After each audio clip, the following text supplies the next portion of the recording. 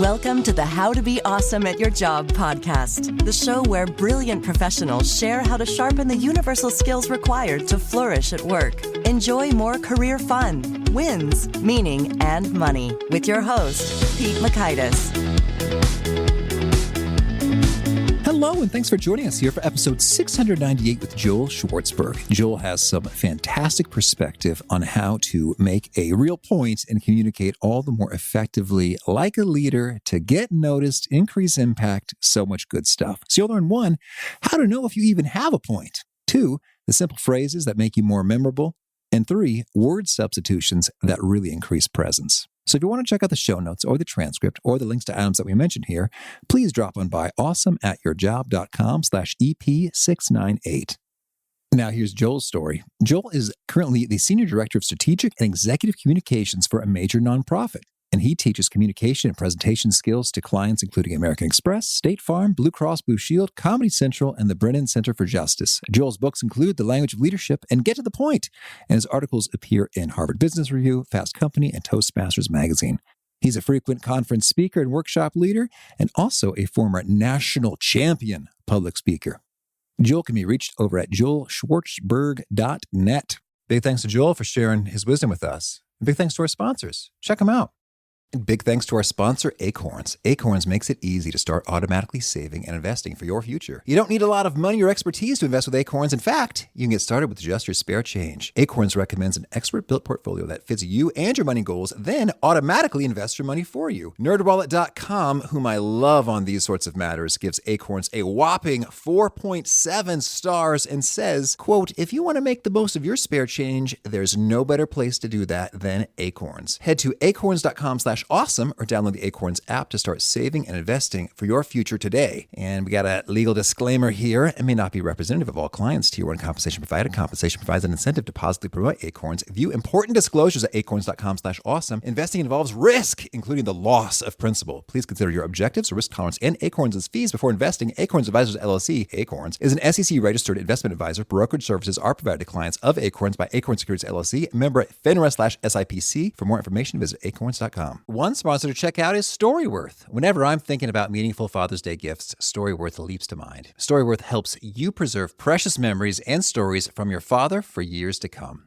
Each week, Storyworth emails your loved ones a thought-provoking question that you get to help pick, such as, what's the bravest thing you've ever done? I personally love the prompt so much that I have refreshed Storyworth's questions page many times looking for more. Storyworth makes the writing process super quick and easy. All your loved one needs to do is respond to that email with a story, and then you get a quick copy of that. And after a year of this fun, Storyworth compiles your loved one's stories and photos into a beautiful keepsake hardcover book that you'll be able to share and revisit for generations to come. Families love Storyworth so much, they've got 25,000 5-star reviews on Trustpilot and have millions of stories preserved. So give all the fathers in your life a unique, heartfelt gift they'll all cherish for years. Storyworth. Right now, you can save $10 on your first purchase when you go to storyworth.com/awesome. That's storyworth.com/awesome to save $10 on your first purchase. One sponsor to check out is Harvard Business Review. This brilliant magazine, published at hbr.org, is the leading destination for smart management thinking. Fun fact, HBR has been mentioned in 108 episodes of the show. That's because HBR has great stuff that comes up often. They've got explainer videos, podcasts, real-world case studies, and much more. I think of HBR each night that I put on my special orange glasses. Their article, Will Blue Light Glasses Improve Your Sleep?, revealed that those who wore them reported better sleep and a 7% improvement in work performance as compared to those who wore the sham glasses. So I cite HBR anytime anyone tells me that I look silly wearing them. Now, much of HBR's content is available for free when you sign up at their site. Subscriptions that get you unlimited content cost $10 a month. If you visit hbr.org/subscriptions and enter the promo code AWESOME, you can save 10% off of that subscription. Again, to save 10% off of your HBR subscription, go to www.hbr.org/subscriptions and enter the promo code AWESOME. Now, here's Joel. Joel, welcome to How to Be Awesome at Your Job. Thank you, Peter. It's my pleasure. Well, I'm excited to hear what you have to say, as well as to hear the tale about your Wheel of Fortune appearance. How did this come about? Well, when you live in Los Angeles and you don't have a job, you don't go to unemployment as most people do. More often, you go on to a game show. Why not? This is back in the day. We're talking about the 90s.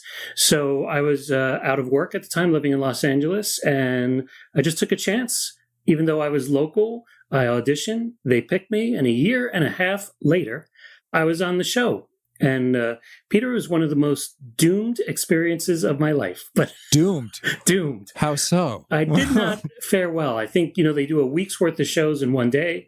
At least they did. And I was clearly the big loser of the day. So much so that they gave me some extra consolation prizes. So all I took from it was not the $20,000 annuity. I didn't even know what an annuity was at the time. I just took my memories from it, really. And those served me well, but it was not my finest hour in terms of being a successful contestant. So there is an episode of you, but you didn't do well on it. Is that what I'm hearing? That's basically the bottom line, right, Peter? Okay. Well, but I want to know then, so we're talking about the language of leadership, how to engage and inspire. I'm curious if it was some of your skills you think that won you the spot in the audition. What do you think sold them on you? One of the things I have to say, I'm not often asked that question, but one of the things that helped me, I think, was eye contact. I maintained eye contact with the other competitors as we did sort of rehearsal rounds. I definitely gave eye contact to the people who were in the decision-making role. And I just sort of flooded them with my engagement through my eyes. Now, as we went through, these are things they're looking for. Am I going to be mousy, or am I going to be confident and assertive? Am I going to ask for vowels in a strong voice or in a small voice?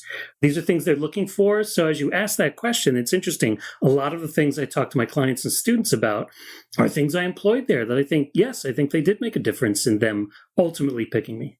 Mm-hmm. Decisively by those vowels. That's a good takeaway right there.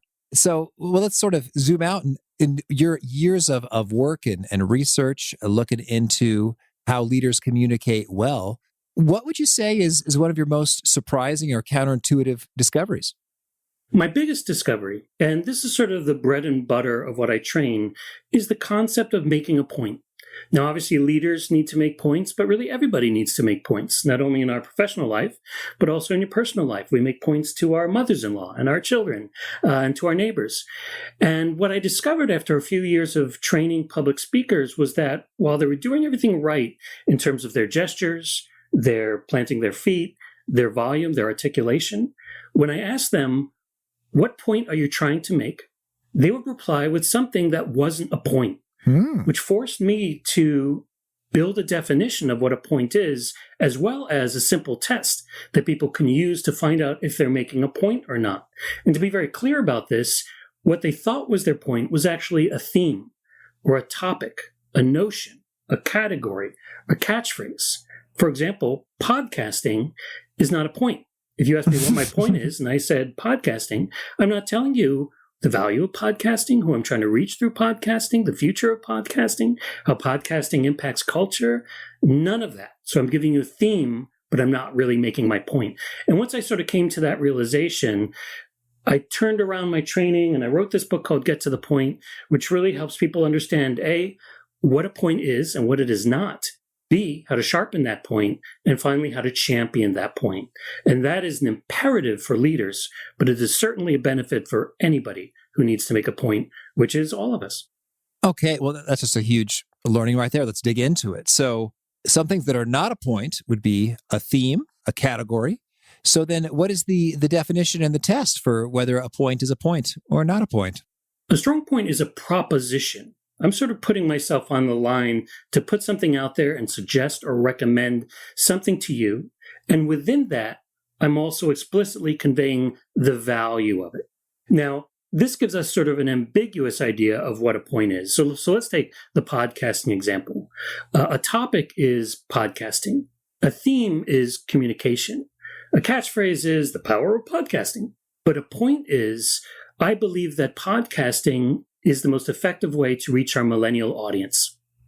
Now, how do we get from one of those to the others? That's a test that I have in my book that's very simple. It's called the I Believe That test. And I know it's simple because my daughters, when they were in middle school, they used it. And it goes like this. You take what you believe is your point, and you put the words I believe that in front of it. Now, it's a mild tweaking, if any. What you want to have is a complete sentence, not a fragment, not a run-on, something that will impress your fourth grade language arts teacher, a complete sentence. So if we put that podcasting example into play, I believe that podcasting, not a sentence. Even I believe that the importance of podcasting, not a complete sentence. It forces you to say, I believe that podcasting will enable us to X. I believe that podcasting will change the world in these ways. And that's where we talk about having a point and sharpening it. So I've run this test many, many times for people in nonprofits, for people selling a product, for people in PR, for people running for office, for people interviewing for jobs. And it works the same for each person. You want to make the point. So you basically want to make a belief statement that says, if this happens, then this other thing will result. If you hire me, then your environment and your work product will be improved in this way. And then when you use that test, when you have that complete sentence, you're on your way to making a point. But if you fail that test, you need to go back and reimagine your point so that it can pass that test. Okay, so can you give us some more examples of things that are not a point? What I'm thinking here is I'm thinking about a lot of slide decks. And so back in consulting, we had our headlines at the top of the slide. And that was kind of the idea is like that headline, it's about 2 lines, maybe up to a dozen-ish words. And it should say sort of the point of the slide. Exactly. And that was really drilled into us. And so it should just say revenue over time, right, or customer breakdown, because that is a label of what is on the slide. And so fair enough, that is what that is, but it doesn't sort of tell you, what are you trying to tell me about the revenue over time, right, or the customer breakdown. So what are some other ways that you see this not working so well in business and professional contexts, like common non-points that come up again and again that need to be improved? There are a lot of settings for it. One of the ones where you'll see it most obviously is in conferences. Hey, Pete, what are you talking about today? I'd like to come to your session. Oh, I'm talking about podcasting, or I'm talking about income inequality, or I'm talking about Coca-Cola. Well, you're not telling me what point you're going to make. And if you do tell it to me in the form of a point, I'm going to talk about the ways we can tackle income inequality so that everybody has the same opportunity in America. You see how that's more compelling and resonant? You mentioned another place, and I'm glad you mentioned that, because you can just PowerPoint and you can get a million recommendations. But the one I never see, which is key to me, is what you said. In the title of a PowerPoint slide, what we're often seeing is categories. What's next? Background, history, statistics. And in the examples you said, a PowerPoint slide can say our feedback survey, or it can say results of our feedback survey, or it can say feedback : our community prefers Coca-Cola. Why not put the exact point into the topic or the title page of that PowerPoint? Another place is an email. People are using subject lines that often read Tuesday when they're actually trying to convey a very important point or a very important recommendation for a tactic that the team should take, but it's submerged under a subject line that is not expressing that point. So really in all settings, whether you're writing, you're speaking, you're creating a video, you're texting, you're posting, these all benefit from points. And what I often say in my training is, tomorrow morning, when your manager says, all right, let's go around the room, and if you have recommendations or if you had feedback to what happened over the weekend, please share it. And people hem and haw, well, I think this happened, and I don't know if that should have happened. Why not set yourself up for success by saying, you can say, I believe that if we had done this, we would have had more impact on our customers. Or I believe that what happened over the weekend was a great example of what happens when we take this approach to our audience. Now, I want to make something clear, Peter. I'm not saying you always need to use the words, I believe that. It's merely a test to make sure you're making a point. However, if you do say, I believe that, you're putting your reputation behind it. So there is value to saying those 3 words. All right. Well, so that's a big idea right there in the book, Get to the Point. Right. Let's talk about your latest, The Language of Leadership. What's the big idea here? So the big idea behind the language of leadership, it's really taking the ideas of Get to the Point, and it's asking, how can leaders use points to do the two most important things they need to do with their teams: engage their teams and inspire their teams. Now, that may seem obvious. Obviously, leaders want to engage and inspire, but those are the only two words I picked. I would have preferred one word, but for the purposes of broadness, I wanted to use two words. So what words didn't I pick? I didn't say that leaders want to inform, entertain, impress, graduate. There are a lot of words that some leaders may think they want to do for their audience. But to me, the two most important are engaging and inspiring, especially inspiring. And one of the biggest places where they don't do that, because we want to talk about examples where people are just missing the mark, is leaders who think that information on its own inspires. And we often see this in presentations or in PowerPoints. If I tell you the history, all right, this is what we did in the past. This is what we're doing now. This is how many. This is how many people. This is how much we're going to spend on it. Thank you very much. There's no point there. They merely thought by merely sharing the information, it would sell itself.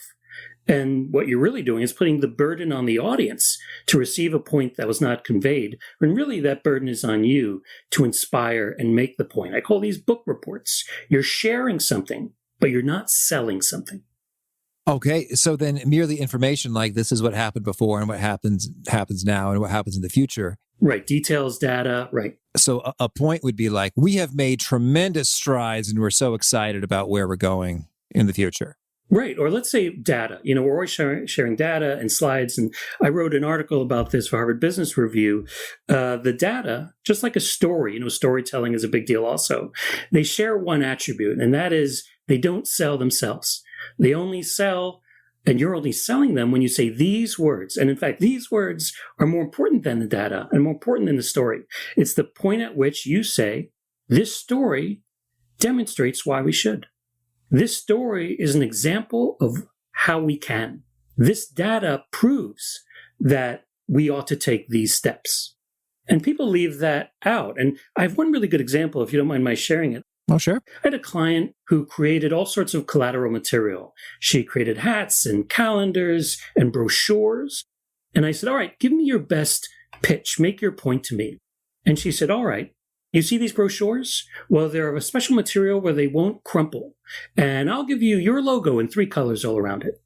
And you see this hat? This hat is, an elephant could step on this hat and it won't crush. And this pin is made of a special nanotechnology. It'll only pierce your shirt. It won't pierce your skin. And I'll tell you what, I'll give you 3 colors on the logo of your pin. And she went on and on describing her inventory, and she finished. And I said, do you think you made your point? And she said, I did. I described each and every piece of my inventory and why each of those pieces were great. And I said, that's okay. But you know what I never heard from you? I never heard you say that if I buy your product, I will be more successful. And that's what she was selling. That was her big point. But she never said it explicitly. What she was doing was sharing details, giving her inventory. A good example of this is also, imagine a book. In a book, there are 2 things. There's a table of contents and there are blurbs. The blurbs sell the book. The table of contents just shares the inventory. So what leaders want to do, what anyone giving a presentation or a speech wants to do, is they want to be the blurbist. They want to sell the idea, not just share it as like a table of contents. Mm-hmm. Yeah, that's excellent. And it's interesting that in the collateral materials example, like this pin is great because of that, and this hat is great for that. I suppose if what the information you wanted was, why should I pick you instead of the other pin maker or hat maker, then that might be helpful. It's like, oh, okay, the hat is more durable than others, or less likely to pierce flesh with the pin. But if your question is more like, should I buy this at all? Then that doesn't do the trick. Versus if you could say, we had a client who got these hats and there are millions of impressions now on Instagram of people being photographed with these hats, which has driven their brand awareness a whole lot. You're like, oh, wow, that's cool. I guess people are into hats and photographing themselves. Exactly. What did the hats enable you to do? What did the service or product, not just what it is, but what enables you to do? And you talk about sell me this pen. That's really the basis of that exercise. The value of the pen is not that it's blue or has a great cap or has a good design, and we're using it as an example, but it empowers you to express yourself in ways that have impact. Mm-hmm. And that's, at the end of the day, what you often want to ask is, if my audience can only take away one thing, what would that be? What do I want them to leave with? And if you can answer that question, then you know what you need to do as the speech maker or as the conveyor or the communicator. Beautiful. Okay. Well, so that's a great perspective right there in terms of not falling for the trap that information alone inspires, really thinking what's the one key point you want them to be left with and going for it. Can you share with us a couple other key communication best practices and worst practices that really make an impact when we're trying to engage and inspire? Sure. One of the biggest mistakes I see people make is they think more is better. We know from writing, the writers amongst us and your audience, we know less is more. But what we need to understand is that also more is less. When we add details or words or descriptions to our point or to even a sentence, we are doing a disservice to ourselves. Because here's what happens. When you or I hear someone that has a lot of adjectives, a lot of points, all those points compete with each other for your attention.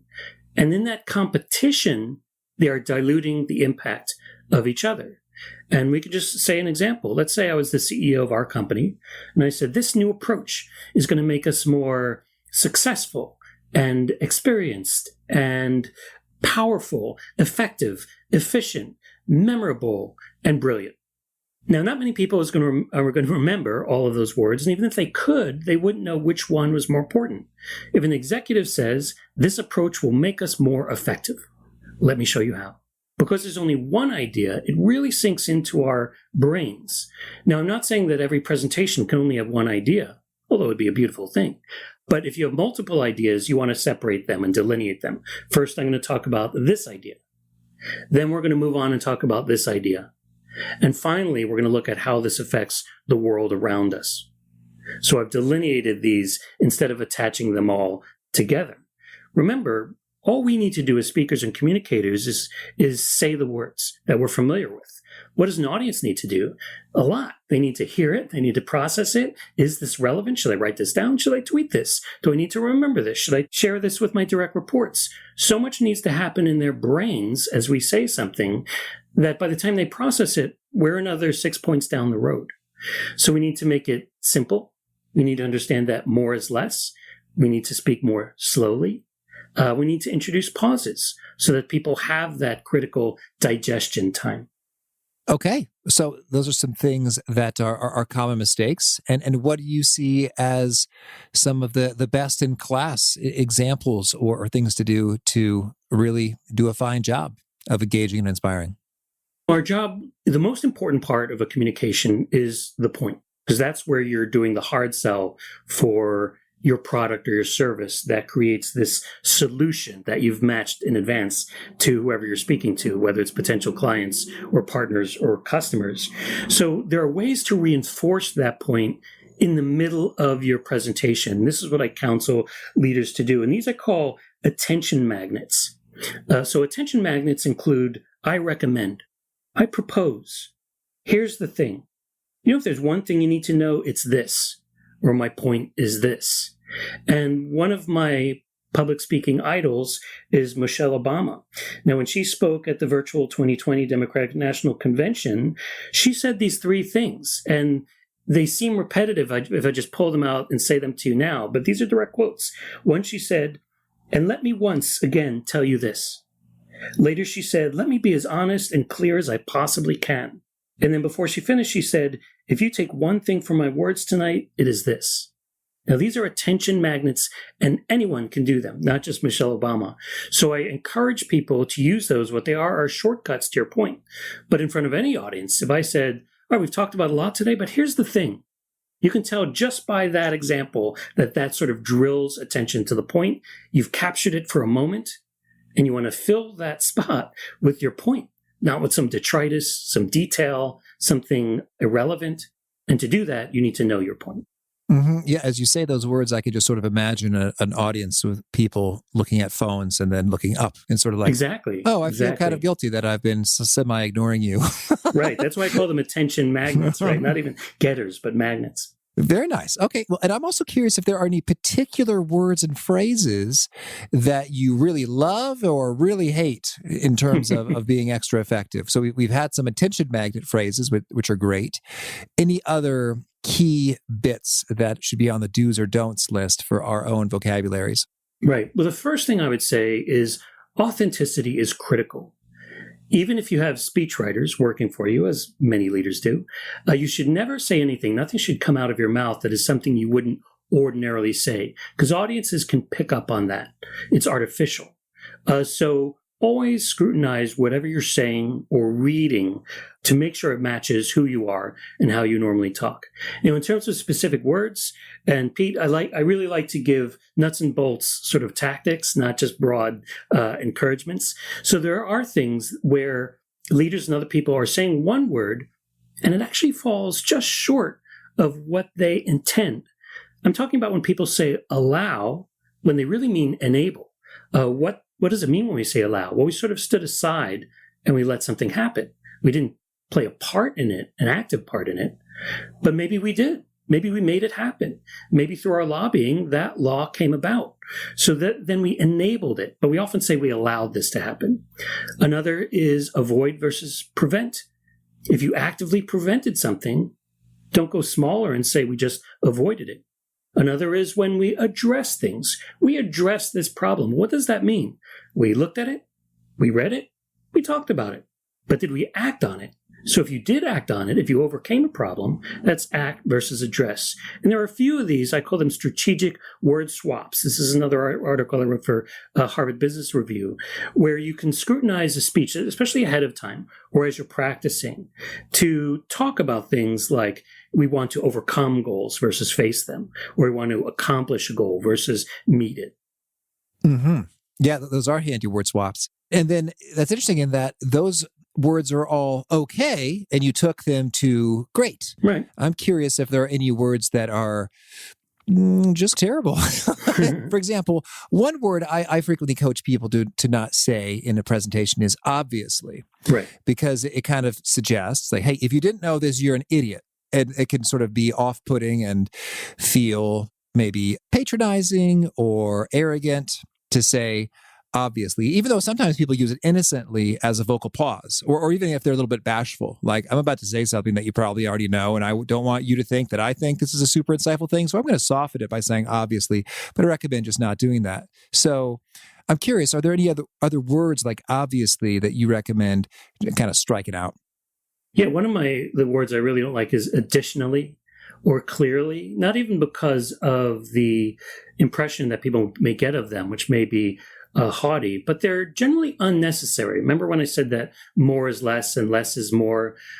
Why we often don't need words like additionally or clearly, or it need not be said that. Often that is a two-word phrase that can be removed. Remember, people are listening to it for the first time, so we want to make that language as simple as possible. I find a lot of people using synonyms all the time. We want to make this television advertisement more powerful and resonant, or reach more people and to be truly resonant. Well, those are virtual synonyms, but to your audience, they're deciding between two things. So really scrutinize, when you give multiple things for those synonyms so you can get closer and closer to the one thing. And you probably know, Pete, and many of your audience know, in advertising, they often try to take out as many adjectives as they can and adverbs.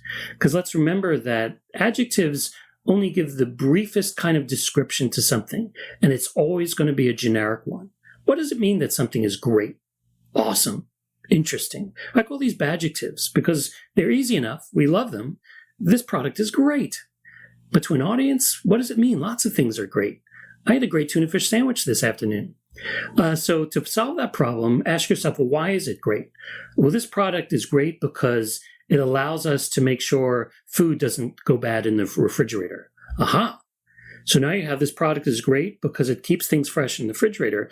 Now you don't even need the great word, the badjective. Why not just say that this product keeps your food fresh in the refrigerator? So what we've done is we've spotted the badjective, we've asked why to get to the real outcome, and then we've removed the badjective. It's almost mathematical in the approach.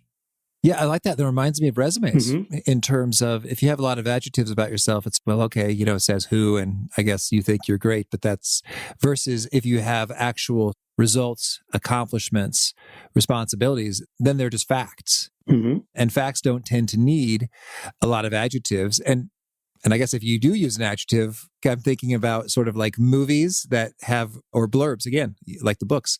When movies say, hey, we're great, they like to grab it from such and such reviewer from the New York Times, who said, a masterpiece. Go see it. Yeah. Then that packs a little bit more weight. So maybe on a resume, it might be like, received stellar remarks on reviews, including whatever. That can make more sense. Yeah, and I'll tell you something really interesting or ironic that struck me when I was looking at a particular word. The word is hope. And leaders use the word hope a lot, and they should. It's their job to have vision and to point to a future. But here's the funny thing.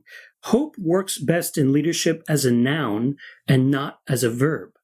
If we say, I hope this will happen, I hope that this product will succeed, you're sort of taking yourself out of the role of making sure it succeeds. You're sort of gambling on the future when you use hope as a verb. But when you use it as a noun, you're creating a vision and a future and a goal for your audience. Our hope is that we will reach this level of success. We have hope that this product will sell or that will reach this audience, or that we have hope now that we'll save the planet, as opposed to, I hope we can save the planet. There's a subtle difference, even though it's the same word. So as we scrutinize these words, the language of leadership, as I like to say, there are often many ways to look at it, but only one way to use it successfully to, like I say, engage and inspire. And we've sort of been talking, at least as I've been visualizing what we've been talking about, like an in-person, face-to-face context. Do you have any thoughts for when it comes to email, Slack, text messaging, how to think about communication that engages and inspires there? Absolutely. But each one of those is different. I like to focus on email and I like to focus on Zoom or video meetings.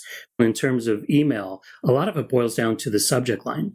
Am I making myself clear? And in making myself clear, am I engaging the people I'm trying to reach? In the body of an email, am I writing a novella?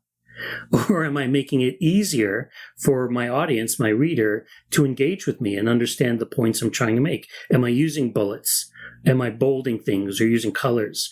One of the things I say about email is it's a hard and fast rule, and it shocks people at first, and that is no paragraph more than 3 sentences. I often use paragraphs of 1 sentence. What it does, it allows you to break up your ideas for your own conveyance, but it also really helps the audience understand the breakdown of the points you're trying to make, and that builds engagement. There are also a lot of things we already discussed about hope and vision and authenticity that create that inspiration. Now on Zoom, there are a lot of other practices that really help, what I like to say, elevate your presence on Zoom. And much of it is visual. I see a lot of Zoom calls where leaders are way back, or their head is cut off, or they have a messy room behind them that distracts. So what I train my clients and my leaders is to show your head and your shoulders, to understand that eye contact means looking into the camera, not into the Brady Bunch grid, as I like to call it, and to really check your environment, because anything in your environment that doesn't support your point steals from your point. And so these are ways we can not only elevate our leadership, but avoid some of the things that may hurt and injure and sabotage our leadership because they're working against us. All right. Well, Joel, tell me, anything else you want to make sure to mention before we shift gears and hear about some of your favorite things? Know that the one thing I'd like people to take away, and I'm going to use one of those attention magnets, is that it all boils down to having a point. If you don't have a point, you are literally pointless, and you should be nervous, and you should be expecting yourself to ramble, because you need to know the one idea you need to get across to make that point, to champion it, so that you can really have an impact on your audience. All right. Well, now could you share with us a favorite quote, something you find inspiring? And I'm not sure who said it. It could have been a high school chum, but something that I keep coming back to is, it's not about you being best. It's about being the best you. And to me, what it means is we are all super qualified, uniquely qualified in each communication setting to make that point. Even Michelle Obama or a famous CEO cannot do the job we do if we've prepared and practiced and have experience to make a point to an audience. And that quote about being the best you connects a lot to a mistake people make when they give speeches. When I say, what is your goal in this speech? They'll say, my goal is not to screw up. My goal is not to embarrass myself. Well, that really isn't your goal. Your goal is really to move a point from A to B, not to be thought of as brilliant or as the next Michelle Obama or the next head of industry, unless you want more public speaking gigs. Mm-hmm. You're more like a bicycle delivery person moving a package, which is your point from here to there. And guess what? You're the one person in the world most qualified to do it. And that's what it means to be the best you. Okay. And could you share a favorite study or experiment or bit of research? My favorite research is probably the research that was done on mindsets and the difference between having a closed mindset and an open mindset. And a closed mindset means you're not open to learning, and an open mindset means that you're open to experiencing new things and learn from them. And I forget the name of the study. I think it's fixed mindset, and I forget the name of the other. Growth mindset. Growth mindset, you're exactly right. That blew my world because it goes back to your childhood, the way you were raised. Sometimes kids are very, very smart, but what they learn is, I'm going to stay in my lane because I'm good at this and I'll never be good at that. So I'm never going to try something new. And often those kids overall will not do as well as the kids who were not told they were geniuses, but told to learn as much as they can. Mm-hmm. And a favorite book? My favorite book is Les Miserables, probably, because I read it in high school. But I'm more of an article reader than I am a book reader because of my time.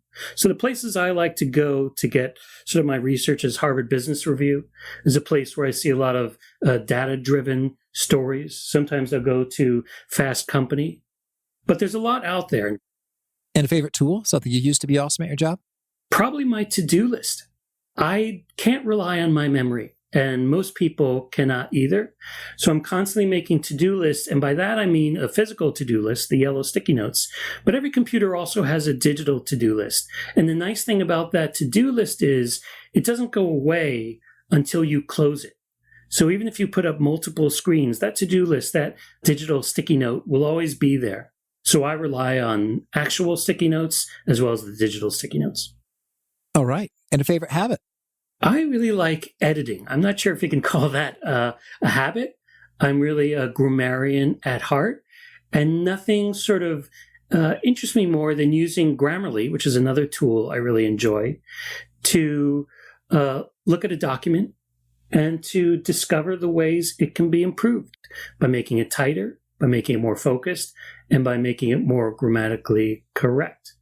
I know that's not a habit like cooking or fishing, but I live, eat, and drink, as my wife likes to say, the world of expression and the world of making points. So everything I find myself doing and interesting are in that universe or in that sort of frequency of thinking. All right. And is there a particular nugget you share that really seems to connect and resonate with folks that quote it back to you often? The idea of less is more and simpler is better. One thing that CEOs I work with quote back to me is this idea of get in, get out. When you need to make a point, it's easy for leaders to start to elaborate on it, talk about case studies, talk about things they've read, talk about meetings they've had, because that's where their mind goes. So I often have to remind them, get in, get out, make your point and get out, so the audience has time to receive that and process it. Uh-huh. And if folks want to learn more or get in touch, where would you point them? I would point them to www.joelschwartzberg.net. A lot of what I talk about is, I like to call it open code. I like to share it. I don't like to keep it to myself. So that's one place where I put all the articles I've written, the books I've written. I share ideas there, podcasts I've been on. So if you want to get a deeper dive into all of these ideas about how to engage and inspire, how to make and champion a point, there are a lot of resources there that I approve, because I wrote most of them, that people can utilize right away. Mm-hmm. And do you have a final challenge or call to action for folks looking to be awesome at their jobs? I would tell people to think about what they're going to say before they say it. The worst thing, the biggest mistake you can make is to wing it, because you think you know it backwards and forwards, because you've studied it, you researched it, it's your job. A lot of lawyers, nothing against lawyers, but a lot of lawyers I work with often think they are so knowledgeable about these areas that they are automatically good communicators. And that is not the case. Communication is using another part of your brain. So my one takeaway is really, before your next meeting or your next communication, take a moment to think, what is my point? Did I make it clearly? Will it have impact? And if there's one thing I want my recipient to do, to think, or to take action on as a result of what I say, what is it? And what can I do to make that possible? All right. Thank you, Joel. This has been a pleasure, and I wish you many fun encounters of engagement and inspiration. Thank you, Peter. This has been fun. I really love Joel's take on how to test if you have a point, which is the I believe test, as well as those attention magnet phrases I recommend, I propose. My point is, here's the thing. If you take just one thing away, so good. It's true. I really have found myself looking out more when I hear those kinds of things like, oh, okay, this is the main thing. Give it to me. You have my full attention, so why not utilize that all the more? Good stuff from Joel. Hope you dug it. Again, the show notes, the transcript, and the links to items we've referenced are over at awesomeatyourjob.com/EP698. Thanks for listening. To get the most out of the show, we recommend 2 key things. First, check out the extra resources at awesomeatyourjob.com. You can find this episode's transcript and links, as well as the perfect episode for your situation. You can search the full-text transcripts of hundreds of episodes or explore episodes tagged by topic and competency covered. Second, subscribe to the podcast and get future episodes automatically. You can subscribe by telling Siri and several other smartphones and speakers, subscribe to the How to Be Awesome at Your Job podcast, or by tapping subscribe in your podcast player of choice. If you'd like some extra help figuring out podcasts and how subscriptions work, visit awesomeatyourjob.com/subscribe for guidance. Hope to catch you on the next episode of How to Be Awesome at Your Job.